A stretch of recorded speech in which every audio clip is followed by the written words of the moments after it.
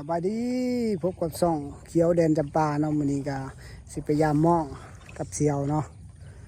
เนื่องจากว่าฝนตกแห้งหลายเมื่อคืนนี้ฝนตกกับน้ำแกงขึ้นเนาะไปลุ้นน้ำกันเนาะว่าสิได้หรือบ่ได้เนาะต้องลุ้นน้ำกันเนาะว่าสิได้หรือบ่ได้เนาะเบิ่งก่อนเนาะตอนว่าเฮาสิได้จักโตไปใส่หม้องไว้มื้อเช้านี้เนาะว่าเฮาสิได้ปลาจักโตหม้อง3ด่างเนาะ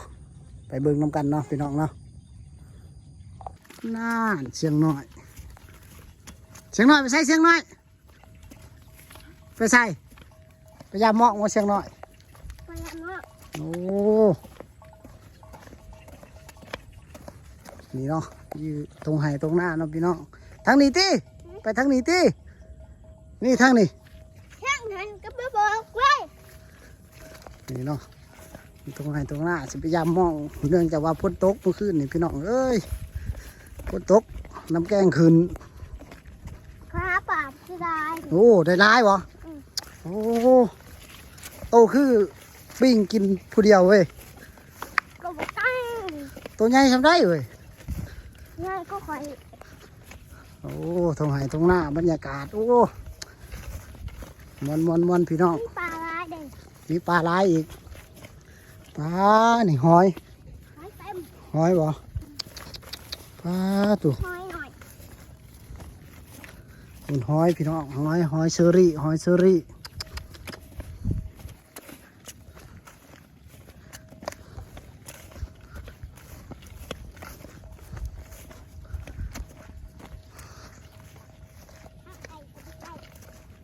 เปื่อยบ่เนาะเขาเนาะเนี่ย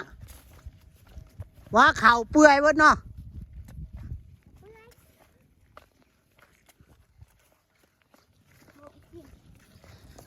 โอ้บุงกินโอ้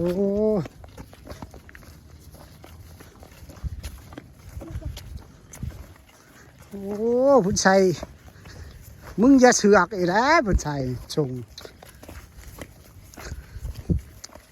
พี่ลึกเว้ย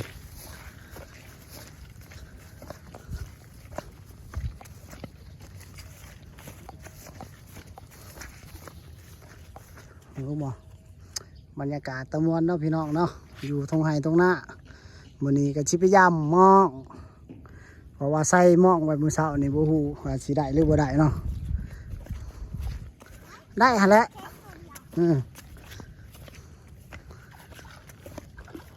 เพราะว่าเขาว่าปลาขึ้นเพราะว่าฝนตกหลายเมื่อคืนนี่ฝนตกหลายพี่น้องโอ้ตกแห้งปักเซ่เฮานี่ตกเกือบอาทิตย์เบิดทิศเลย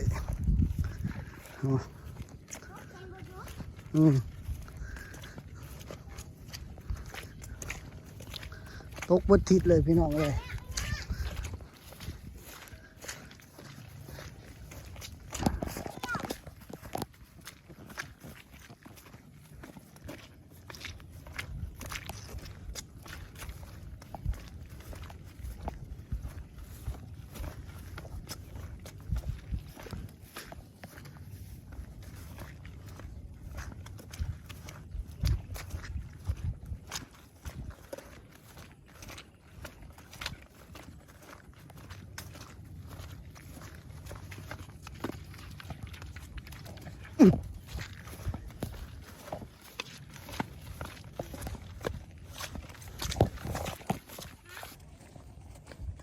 ได้อยู่ตี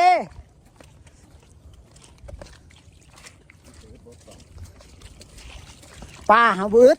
แต่ว่าปัญหาที่ว่ามันสิถือม่องบ่ก็ขั้นบ่ถือกะขาง่วมึงตัวนี้เสียงไม่เสียงโอ้อยู่หัวเนี้ยหัวลงใส่เนี้ย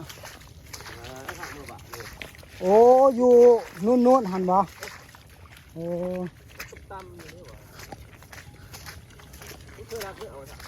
ลัดเลยเว้ยลัดเมื่อเลยบ่โอ้หัวเนาะ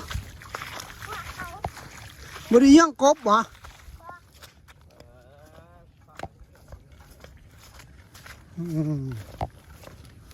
โ โอ้เสียงน้อยเกือบกับว่าใส่เนาะเสียงน้อยนี่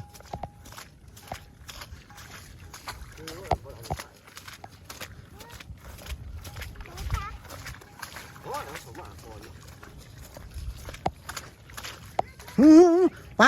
าเว้ยปลาเสียงน้อยปลานี่ปลา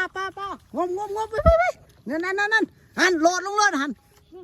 โหลดลงไว้โอ้ปลาเห็นบ่ปลาหันโอ้ปลาตัวใหญ่หนึ่งเห็นบ่เอ้า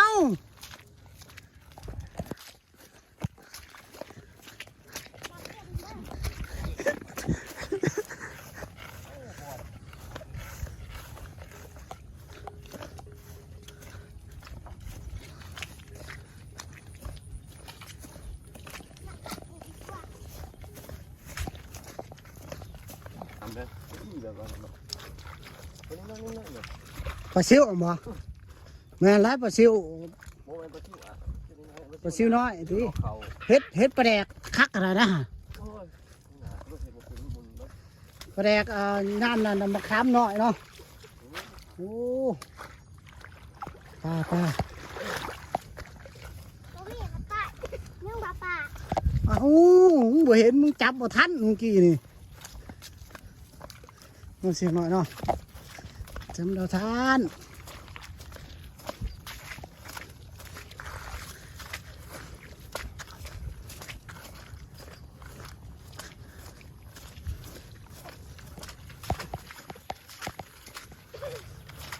เพื่อนขนาดเนาะทางนี้เนาะ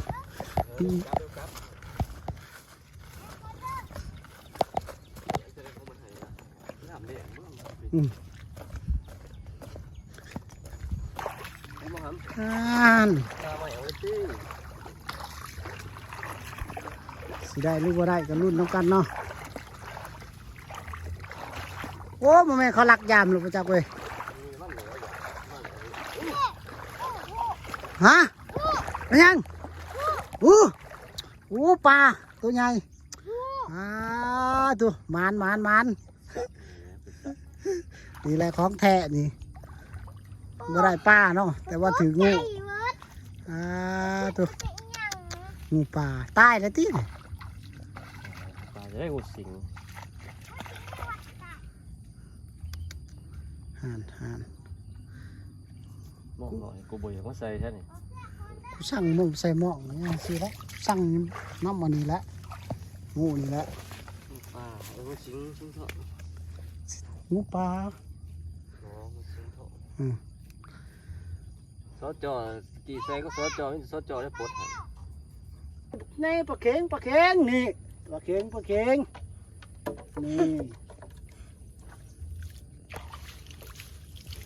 ไปเอาดิ เข้าก่อนตาย แบบนี้ประมาณมาถึงงู ตานติงูเห็นบ่ นี่ปิงกายเด่น อืม เว้ยเอาไปด้วย โอ้ ไปก่อนเด้อเอาเนี่ย ถ้าก่อนปลดปลาใหญ่ก่อนเต้หันดิปลารุ่น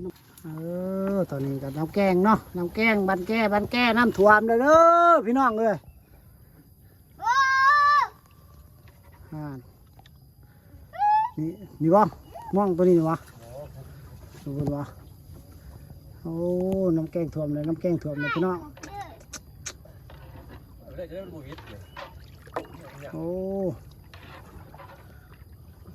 หัวหน้าเผาวะนั่นเว้ยทั้งนาหัวหน้าเผาวะนี่ นี่เป็นหัวหน้าเผาเลยเดี๋ยวนายพรานนี่นะนายพรานนี่ถูก ยามเนาะเขาบอกกูได้ปลา โอ้บอกแล้วว่าย่ามองเขาว่าเลยปลาแรกก็จีจับมึงขึ้นชำรักบาทแต่ทีผู้กูสิเป็นคนสวดมึงว่าสวดผู้กูรักย่ามองเขาอีกโอ้คักเสียงหน่อยมอน้อยนี่ชวนผู้ใหญ่รักป่าเนาะโอ้ชวนผู้ใหญ่รักย่ามองเขาเนาะผู้ใหญ่มอน้อยนี่ห้าตายเลยป่าลึงเนี่ย เห็นบ่แมน อ่านี่เนาะ ใส่หม้อ พุ่น ใส่มัน อ่า เดี๋ยว ตัว โอ้โม่เต็ม คักพี่น้องคักหลาย หม้ น้ำแกงน้ำท่วมมึงไปจากเมื่อคืนนี่ฝนตกแห้งเด้อพี่น้องเด้อ ดอกแต่พี่น้องเลือดค่ะ อืม ข้างเมื่อ สิได้จักโตบ่ฮู้เนาะสงสัยสิได้เมื่อจำเจียวปลาแดกเนาะอยู่เฮือนนี่3ดังละโตตาย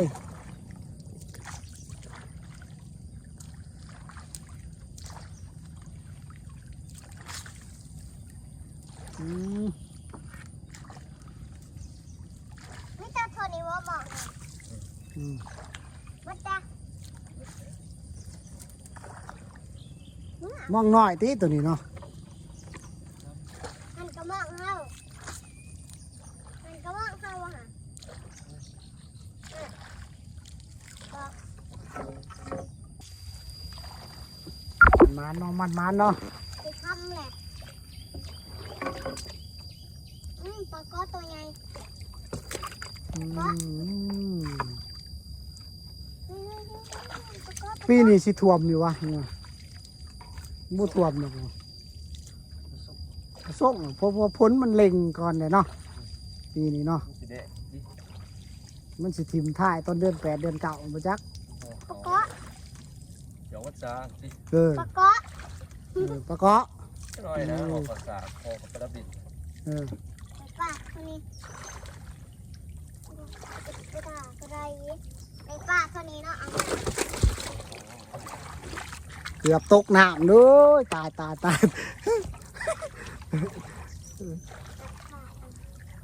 หนึ่ง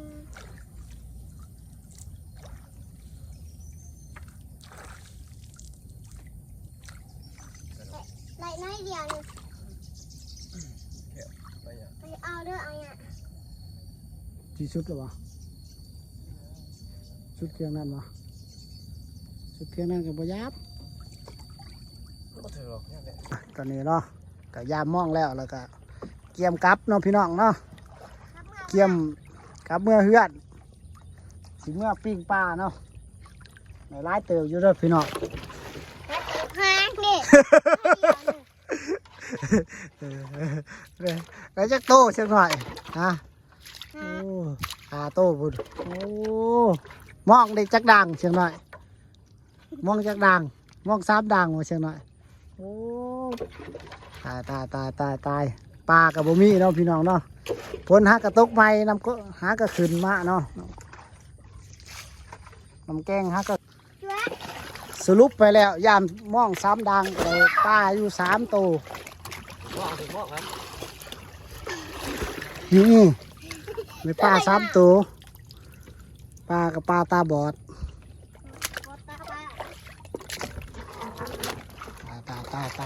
ตายฝนตกไหม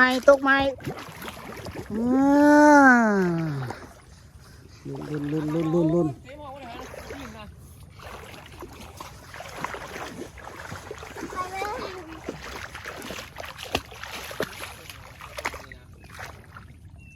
เสียงน้อยเอาของมาดิไปเอาของมาเออ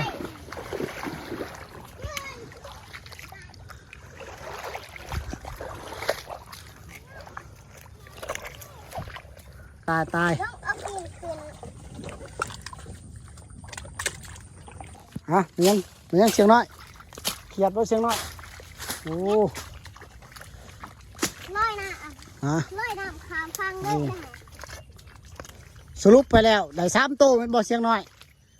เสียงน้อยกินหยังเสียงน้อยหันกินหัวมันเนาะไผสิกินหางโอ้ให้ปลา3ตัวพี่น้องเอ้ยเฮ็ดจะได้แหละ โตพูดโต ในปลาไม่ติด3ตัวคนกับมา3คนคนละตัวแบ่งกัน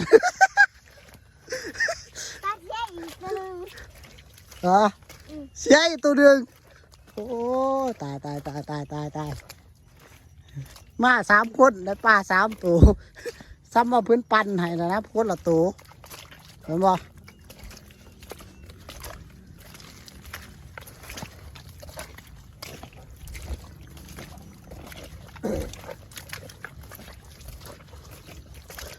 โอ้เสียงหน่อยตีนเล็กบ่เสียงหน่อยเกิดกับบ่ใส่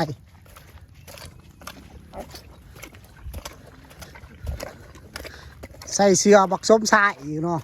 มึงอย่าเสือกเพิ่นว่าตาย เฮ้ยคือจะงู เอาตอนนี้ก็สำนีก่อนเนาะพี่น้องเนาะ